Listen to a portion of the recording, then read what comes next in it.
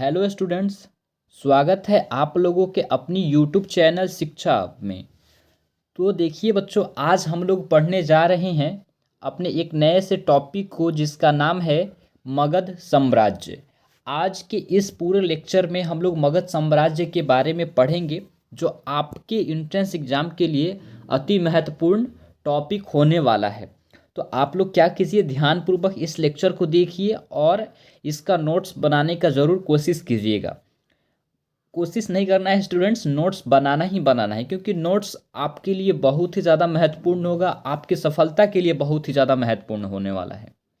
ठीक है, तो चलिए अपने मगध साम्राज्य की जो भी उद्भव और इसका उत्कर्ष है, आखिर यह कैसे हुआ और इसमें कौन कौन से ऐसे राज्यवंश जो इसमें शासन किए, सारे बातों को मैं इसमें चर्चा करूंगा। बस इस चीज़ को ध्यान में रखते हुए कि आपका एग्ज़ाम का लेवल क्या है और आपके इंट्रेंस एग्ज़ाम के बेस के लिए। ठीक है, ठीक है, चलिए तो अपने टॉपिक की ओर आगे बढ़ते हैं। टॉपिक पे आने से पहले एक छोटी सी रिक्वेस्ट है कि अगर अभी तक आप लोगों ने इस चैनल को सब्सक्राइब नहीं किया है तो प्लीज़ चैनल को सब्सक्राइब करके बगल की घंटी को प्रेस कर लीजिए, और वीडियो अच्छा लगे, लेक्चर अच्छा लगे तो प्लीज़ इस लेक्चर को लाइक भी कर दीजिएगा। ठीक है, तो चलिए अब चलते हैं अपने टॉपिक पे।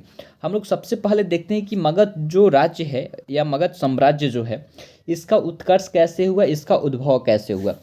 तो सबसे पहले यहाँ छोटी सी चीज़ें आपको मैं दिखाना चाहूँगा कि यहाँ पे आप देखेंगे तो यहाँ पे देखने को मिलेगा कि बौद्ध ग्रंथ यानी कि अंगुतर निकाय, ठीक है, अंगुतर निकाय एवं जैन ग्रंथ भगवती सूत्र में 16 महाजनपदों का उल्लेख मिलता है, जो कि स्टूडेंट्स मैं पहले के ही लेक्चर में आपको बता चुका हूँ कि इन 16 महाजनपदों का जो उल्लेख जो मिलता है, बौद्ध धर्म का मान्य सर्वमान्य जो ग्रंथ है जिसका नाम है अंगुतर निकाय, और जैन धर्म का जो सबसे बड़ा ग्रंथ है वह है भगवती सूत्र। इन्हीं दोनों में इस 16 जनपदों का उल्लेख मिलता है। इसके साथ ही साथ 16 जनपदों में से मगध सर्व अधिक शक्तिशाली था। क्या था? मगध जो था वह सर्व अधिक शक्तिशाली था। जितने भी यह 16 जो हम आपको बताए थे, आपको मालूम होगा स्टूडेंट्स, जो 16 हम महाजनपद बताए थे, इस 16 में से जो सर्व शक्तिशाली जो महाजनपद था वह था हमारा मगध था। तो देखिए आज हम लोग इसी जनपद के बारे में पढ़ने वाले हैं, मगध साम्राज्य के बारे में पढ़ने वाले हैं। तो देखिए मगध का जो उद्भव हुआ, आप इसको नोट कीजिएगा या ध्यानपूर्वक सुनिएगा। मगध साम्राज्य की उत्पत्ति उस समय हुई थी जब 6वीं शताब्दी ईसा पूर्व से चौथी शताब्दी ईसा पूर्व तक 4 महाजनपद मगध और कौशल, वत्स और अवंती एक दूसरे के ऊपर वर्चस्व स्थापित करने के लिए संघर्ष में लगे हुए थे। समझ में आ रहा है कुछ बात? अगर नहीं समझ में आ रहा तो फिर से सुनिए, हम समझा रहे हैं। जो मगध राज्य है इसका उद्भव तब हुआ जब 6ठी शताब्दी से लेकर 4थी शताब्दी के बीच में 4 महाजनपद थे। मगध था, कौशल था, वत्सा, अवंती था, और यह एक दूसरे के ऊपर वर्चस्व जमाने के लिए अपने संघर्ष में लगे थे। अंततः मगध उत्तर भारत में सबसे शक्तिशाली और समृद्ध राज्य के रूप में उभर कर आया। इसका यही कारण है कि इन चारों में अपने आप को शक्तिशाली दिखाने के लिए संघर्ष चल रहा था, और यह अपने आप को सर्वश्रेष्ठ मानते थे। और देखिए जब राजा है तो राजा तो राज्य पे अपना वर्चस्व दिखाएगा और चाहेगा कि हमारा जो क्षेत्र रहे अधिक से अधिक फैला रहे। तो ऐसा ही कुछ उस टाइम हुआ था, जो कि मैं एक कहानी के माध्यम से आपको समझा रहा हूँ। देखो स्टूडेंट्स, जो बातें मैं अभी बता रहा हूँ आपके लिए आपके एग्ज़ाम के व्यू से इम्पॉर्टेंट नहीं है, लेकिन अगर इस टॉपिक को आप समझना चाहते हो तो इसके लिए आप बहुत ज़्यादा इम्पॉर्टेंट है। तो उस टाइम यह सारी चीज़ें चल रही थी, तो उसी बीच में जब एक दूसरे के ऊपर वर्चस्व जमाना चाहते थे, उसी बीच में से निकला मगध साम्राज्य, और उत्तर भारत का सर्व शक्तिशाली और समृद्ध साम्राज्य के रूप में उभर कर आता है।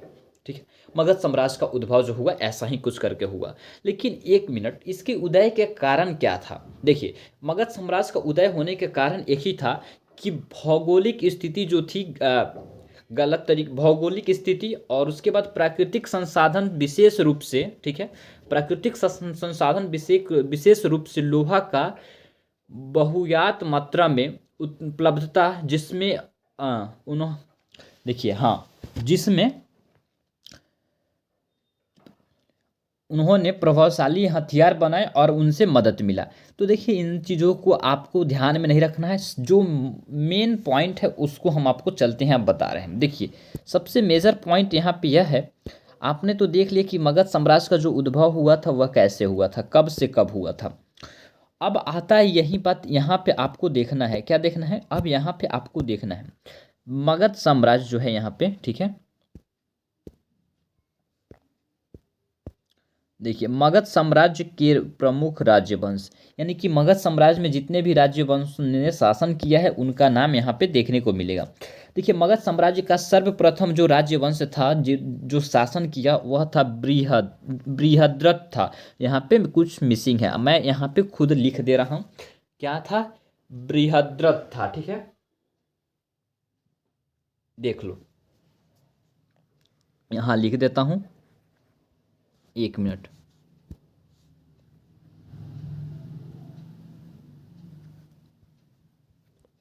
ठीक है, वंश, ठीक है, वंश यहाँ पे नोट कर लो। सबसे पहला जो शासन करने वाला था यही राज्यवंश जो था वह मगध साम्राज्य पे शासन किया। दूसरा में आता है हर्यक वंश। क्या आता है दूसरे नंबर पे जो आपको देखने को मिलेगा वह मिलेगा हर्यक वंश। और तीसरे नंबर पे आता है शिशुनाग वंश। और चौथे पे आता है नंद वंश। 5वां नंबर पे आता है मौर्य साम्राज्य। और मौर्य साम्राज्य में ही मगध का उद्भव और अधिक होता है, ठीक है। देखिए आप चंद्रगुप्त मौर्य का कहानी देखे होंगे, जो कि नंद को वो उसने पराजित करके अपना मौर्य वंश का शासन स्थापित किया है मगध पे, ठीक है। उसके बाद आपको देखने को मिलेगा शुंग वंश, उसके बाद आपको कन्नौ, और उसके बाद आपका आएगा गुप्त वंश। देखिए मौर्य वंश और गुप्त वंश में मगध का जो विकास है, उद्भव है, बहुत ही अच्छे ढंग से हुआ बहुत ही अच्छे ढंग से हुआ है, ठीक है। इस बात को आप जरूर याद रखेंगे। अब चलिए आगे बढ़ते हैं, और आगे बढ़ने के क्रम में हम लोग एक एक राज्यवंश को देखते हैं। देखिए स्टूडेंट्स, मैं एक एक राज्यवंश को अगर बताने लगूं तो आपके लिए बहुत ही ज़्यादा लंबा खींचेगा यह लेक्चर।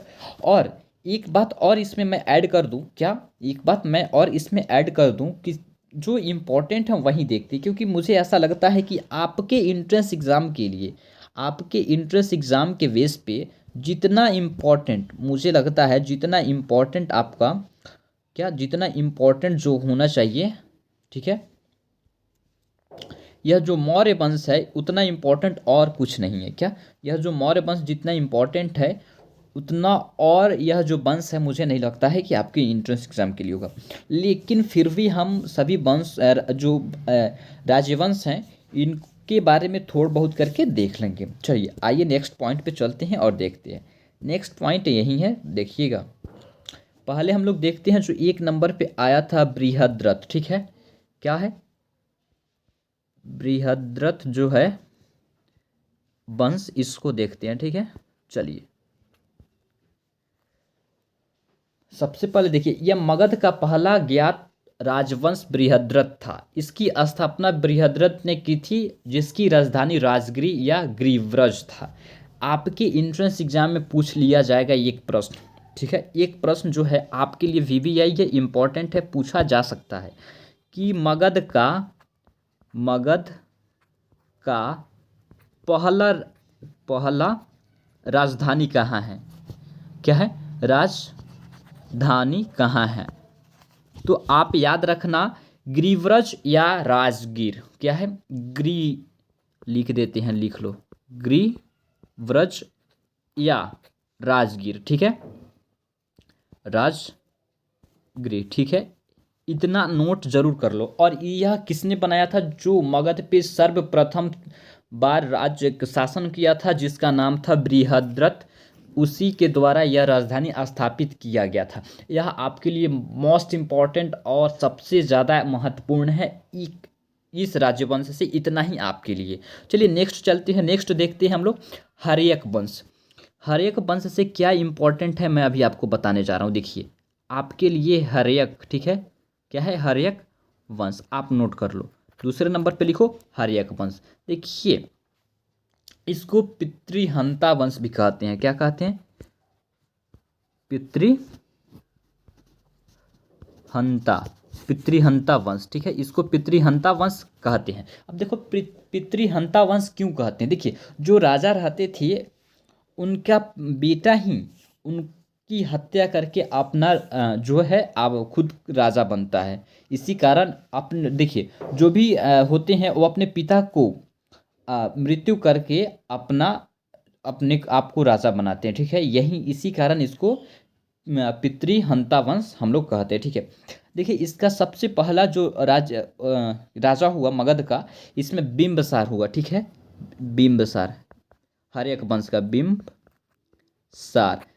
देखिए बिंदुसार और बिंबसार दोनों अलग हैं। हर्यक वंश की स्थापना किसके द्वारा किया गया था, बिंबसार के द्वारा किया गया था। और कब, 545 ईसा पूर्व में बिंबसार के द्वारा हर्यक वंश का स्थापना यहाँ पे देखने को आपको मिलेगा। देखिए बिंबसार जो था भारत का सर्वप्रथम ऐसा जो राजा था जो प्रारंभ से ही आपको बता दें यह सैनिक या सैनिक भी कहा जाता है, ठीक है। एक बात यहाँ पे देखने को मिलेगा, जो अस्थाई सेना रखता था बिंबसार, छोड़िए अस्थाई सेना रखता था, आपके लिए उतना ज़्यादा इम्पोर्टेंट नहीं है जितना इम्पोर्टेंट आपको यह देखने को मिलेगा। देखो यहाँ पे बिंबसार को एक और नाम से जाना जाता है, दो, ठीक है, सैनिक, ठीक है, सैन्य, सैन्य या श्रेणिक कहा जाता था इसको, ठीक है, क्या कहा जाता था, श्रोणिक, ठीक है, इसको कहा जाता था, किसको, बिंबसार को कहा जाता था। आपके लिए इतना ही मुझे ऐसा लगता है कि इम्पोर्टेंट है, ज़्यादा आपको इसमें ज्ञात रखने की ज़रूरत नहीं है, क्योंकि आपको देखिए इस वंश में अनेकों राजाएं, अजातशत्रु भी आया इसमें, ठीक है, और भी सारे जो राजा उदयन का भी शासनकाल इसमें ही हुआ था। और हर्यक वंश का जो अंतिम शासक था जो उदयन ही था, ठीक है, उदयन था, ठीक है। तो देखिए नागदशक था, सॉरी स्टूडेंट्स, उदयन का पुत्र नागदशक जो था इस राजवंश का अंतिम शासक था। लेकिन मुझे ऐसा नहीं लगता है कि इतना जाकर डीप आपसे पूछा जाएगा। अगर ऐसा कुछ होता भी है तो हम लोग एमसीक्यू के माध्यम से कुछ और पोर्शन इसमें कवर कर लेंगे। बट आप इतना ही जानो कि हर्यक वंश का जो हर्यक वंश था जिसे पितृहंता वंश कहते हैं, इसका स्थापना जो किया बिंबसार ने किया था, और बिंबसार ने इसको 545 ईसा पूर्व में इसकी स्थापना किया। बिंबसार को सैन्य या श्रेणिक भी कहा जाता है। इतना याद रखते हैं तो मुझे ऐसा लगता है कि आप बहुत ऐसे पोर्शन को आराम से ही कवर कर लिए हैं। चलिए आते हैं नेक्स्ट, और नेक्स्ट हमारा जो हो रहा है और जो टॉपिक है तीसरा वह शिशुनाग है। क्या है देख लेते हैं एक बार, देख लो यहाँ पे शिशुनाग वंश है। तो हम लोग देखते हैं तीसरे नंबर के, ठीक है, तीसरे नंबर के जो हमारे जो हैं शिशुनाग, ठीक है। चलो शिशुनाग वंश को देखते हैं। शिशुनाग वंश, देखो स्टूडेंट्स कुछ कुछ अपना दिमाग भी लगाओ। शिशुनाग वंश है, ठीक है।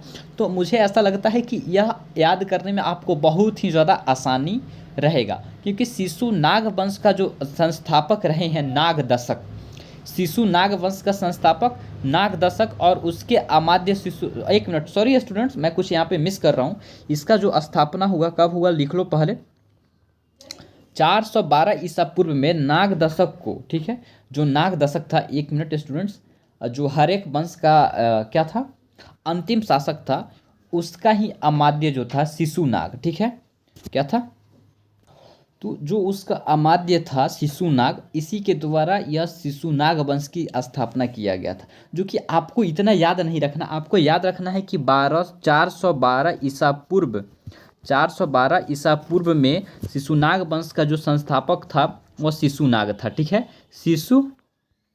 शिशुनाग था, ठीक है, नाग था। बस इतना ही आप याद रखना, इससे ज़्यादा याद रखने की आपको ज़रूरत नहीं है। देखिए और शिशुनाग के द्वारा, ठीक है, शिशुनाग ने, और आपको बता दें कि शिशुनाग वंश जब स्थापित हुआ तो यहाँ पे आपको देखने को मिलेगा कि शिशुनाग वंश में आपका जो मगध का राजधानी आया वह कहाँ पे चला आया, यह वैशाली हो गया। आपसे पूछा जाएगा कि वैशाली मगध का जो राजधानी वैशाली किस वंश राजवंश ने स्थापित किया था, तो आपको वहाँ पे उत्तर देना होगा शिशुनाग वंश, ठीक है। इतना याद रख लो, मुझे ऐसा नहीं लगता कि इससे ज़्यादा आपसे पूछा जाएगा। चलो आते हैं नेक्स्ट, और नेक्स्ट 4 नंबर पे देखते हैं नंद वंश, ठीक है। क्या देखते हैं, नंद वंश देखते हैं। नंद वंश देखते हैं, देख लो यहाँ पे नंद वंश, इतना देखो। अब देखो नंद वंश के बारे में हम लोग देख जानते हैं।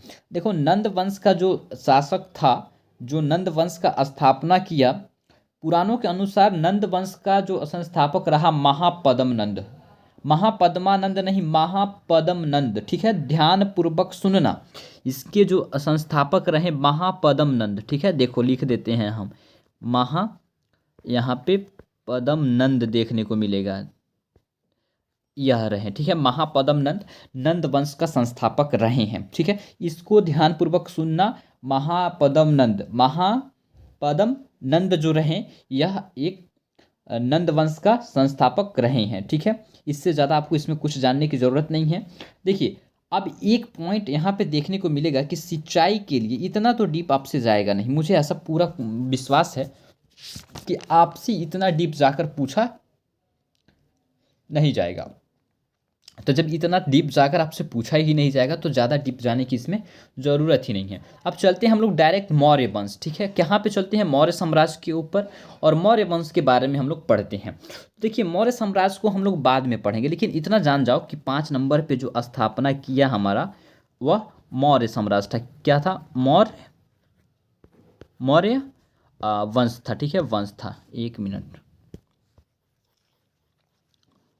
वंश था, ठीक है, वंश, मौर्य वंश था। और देखो स्टूडेंट्स, यह जो मौर्य वंश है और आपके एग्ज़ाम के लिए महत्वपूर्ण है, भी इम्पॉर्टेंट है। तो इसको हम लोग एक अलग से टॉपिक में इसको मौर्य वंश को पढ़ेंगे, मौर्य साम्राज्य को हम लोग देखेंगे, क्योंकि इसके लिए थोड़ा सा लंबा जाएगा, क्योंकि इसमें पूरा अच्छे से हम लोग कवर करेंगे। तो चलो नेक्स्ट देखते हैं, नेक्स्ट इसका क्या है। मौर्य वंश का जो बाद आने वाला जो शासन है, जो राजा था, वह है हमारा, देख लो हम यहाँ पे थोड़ी सी और एक्सप्लेन करके चीज़ें मैं बता देता हूँ, ठीक है, मौर्य वंश, ठीक है। देखिए यहाँ पे बता दें कि मौर्य वंश के बाद जो भी हैं आपके, उतना ज़्यादा इम्पोर्टेंट नहीं है जितना आपको जानने की ज़रूरत है, ठीक है। तो मौर्य वंश जब आया, 5 नंबर पे हमारा जो है मौर्य वंश का शासक हुआ। उसके बाद देखने को आपको यहाँ पे हम दिखा देते हैं, उसके बाद आपको देखने को मिलेगा यहाँ पे शिशुनाग, कन्नौ और गुप्त। तो शिशुनाग और कन्नौ के बारे में थोड़ा जान लेंगे, और गुप्त वंश के बारे में भी फुल डिटेल में डिस्क्रिप्टिव वे में हम लोग पढ़ेंगे। तो मुझे लगता है स्टूडेंट्स, आज ही हम लोग मौर्य वंश के कुछ पोर्शन को कवर कर लेते हैं, और मौर्य वंश को कुछ कवर को नेक्स्ट कवर कर लेंगे, या तो आज की इस मगध साम्राज्य के टॉपिक को यहीं पे कंप्लीट करते हैं। देखिए स्टूडेंट्स, आपको इतना ही जानना ही है, इससे ज़्यादा जानने की आपको आवश्यकता ही नहीं है, मुझे ऐसा लगता है, ठीक है। तो देखिए स्टूडेंट्स, आपको मगध साम्राज्य का उद्भव जो है हम आपको बता दी हैं, और मगध साम्राज्य के अंदर ही एक जो वंश आता है जिसका नाम है मौर्य वंश, ठीक है, जिसके बारे में आप मेरे मुंह से बहुत बार सुन चुके होंगे, मौर्य वंश, ठीक है। मौर्य वंश एक बहुत ही बड़ा शक्तिशाली जो वंश रहा है, और इसका वर्चस्व बहुत ही अधिक रहा है। जब मौर्य वंश की शासन जब आपको देखने को मिलेगा मगध में, तो इसका जो क्षेत्र है वह बहुत दूर तक फैला था। तो जब हम लोग इसको एक लेक्चर के माध्यम से पूरे डिस्क्रिप्टिव वे में पढ़ेंगे तो मैं आपको बताऊंगा, लेकिन कुछ ऐसे रोचक बातें हैं जो आज अभी हम बताने जा रहे हैं मगध से रिलेटेड। देखिए स्टूडेंट्स, मगध राज्य वंश जो था, मगध साम्राज्य था, जब नंद वंश का जो शासक था, जब नंद वंश मगध पे शासन कर रहा था, तो उस टाइम जो उसका अंतिम जो शासक था, कौन था, घानानंद था। जब नंद वंश का अंतिम शासक मगध पे जब शासन कर रहा था, घानानंद था, ठीक है, घानानंद था। और यह घानानंद बहुत ही ज़्यादा अत्याचारी था। क्या था, बहुत ही ज़्यादा अत्याचारी था। जब इसके दरबार में जो महान चाणक्य थे, उन्होंने आया, सॉरी स्टूडेंट्स थोड़ा सा मिस कर रहे हैं, हाँ चलिए, चाणक्य ने जब जो घानानंद के जब दरबार में आए, तो वहाँ पे घानानंद ने चाणक्य की घोर अपमान किया। क्या, घोर अपमान किया। तो देखो स्टूडेंट्स, आपको यह ध्यान में रखना है कि एक शिक्षक, एक टीचर जब चाह देना तो कुछ भी कर सकता है। तो देखो चाणक्य ने क्या किया, चाणक्य को घानानंद ने घोर अपमान किया, ठीक है, बहुत ही ज़्यादा अपमान किया। एक चाणक्य जो थे ब्राह्मण थे, और योग्य ब्राह्मण थे, ठीक है। जो चाणक्य के बारे में आप लोग सब मतलब जो भी बातें हैं आप सुनते ही होंगे। तो जब उनका अपमान हुआ तो उसी समय ने चाणक्य ने यह कसम खाई कि हम तुम्हारे राज्य वंश को, यानी कि जो तुम्हारा जो वंश है उसको खत्म करके एक नए साम्राज्य का इस पे स्थापना करूंगा। और उसी समय ने वहाँ पे चाणक्य ने अपनी चूटी को खोलकर कसम खाया कि जब तक तुम्हारा राज्य वंश को मैं विध्वंस ना कर दूंगा तब तक अपनी इस चूटिया को नहीं बांधूंगा। ठीक है, ऐसा ही कुछ कहानी है जो कि हम लोग मौर्य वंश की टॉपिक को पढ़ेंगे तो आपको पूरा क्लियर समझ में आएगा। तो ऐसा ही कुछ था। तो जब चाणक्य जब वहाँ से निकले तो उनको जो मौर्य थे, चंद्रगुप्त जो थे वह राज कीलम खेल खेलते हुए चाणक्य उसको उनको देखें तो उनको ऐसा लगा, क्योंकि वह बहुत ही महान व्यक्ति थे, चाणक्य बहुत ही योग पुरुष थे। तो उनको लग गया कि जो घानानंद को परास्त करके और एक नए राजवंश का विकास करेगा मगध पे, वह यही व्यक्ति है जिसका नाम चंद्रगुप्त मौर्य था। और जो चंद्रगुप्त मौर्य थे वह महारानी मोरा, और एक उनके पिता का नाम था, स्टूडेंट्स मैं कुछ मिस कर रहा हूँ, चंद्रवर्धन। हाँ देखो, चंद्रवर्धन और महारानी मोरा के पुत्र थे जो कि पिपली वंश के राजकुमार थे। लेकिन कुछ ऐसा ही हुआ कि घानानंद के द्वारा ही महाराज चंद्रगुप्त मौर्य के पिता का वध किया जाता है और उनकी माता मोरा को बंदी बना करके रखा जाता है, जिसके कारण वजह से वह अपने माता पिता से बचपन में ही बिछड़ जाते हैं और एक मतलब किसी आम व्यक्ति के साथ वह अपना जीवन व्यतीत कर रहे होते हैं, बहुत ही बचपन में ही। बस यह एक कहानी है। देखो स्टूडेंट्स, बहुत ही इंटरेस्टिंग है, हिस्ट्री आपके लिए बहुत ही ज़्यादा इंटरेस्टिंग है अगर आप इसको अच्छे ढंग से पढ़ोगे तो बस इतना ही जानो, बस यह कहानी है। कहानी आप ज़्यादा सुनकर टाइम पास नहीं करो। चलो आज हम लोग इस लेक्चर को यहीं पे कंप्लीट करते हैं। और देखो, तो वहीं पे उनका जो वह जीतते थे तो चाणक्य ने उनको शिक्षा दिया और उनको उस भांति तैयार किया और मगध साम्राज्य पे मौर्य वंश का स्थापना हुआ। अब इसका विकास उद्भव कैसे कैसे हुआ अब हम लोग नए अगले लेक्चर में नेक्स्ट जो आएगा उसमें हम लोग देखेंगे। देखिए स्टूडेंट्स, शॉर्ट वीडियो बनाने का मेरा यही मकसद है, क्योंकि आपका भी यही है कि सर हम लोगों को कम टाइम मिलता है, तो इसलिए एक छोटा छोटा पार्ट में ही वीडियो हमको प्रोवाइड कीजिए। तो आज का लेक्चर बहुत ही छोटा है, ध्यानपूर्वक देखना, जो भी कंटेंट है लिख लेना, नोट कर लेना, अति महत्वपूर्ण है। तो चलो आते हैं फिर नेक्स्ट वीडियो में। तो और सारे टॉपिक जो हैं हम लोग कवर करेंगे और हम लोग सिलेबस को जल्द ही कंप्लीट करेंगे जीके के सेक्शन का। तो तब तक के लिए बच्चे धन्यवाद, थैंक यू। तो ऐसा ही पढ़ते रहो, मुस्कुराते रहो। जय हिंद, बाय बाय।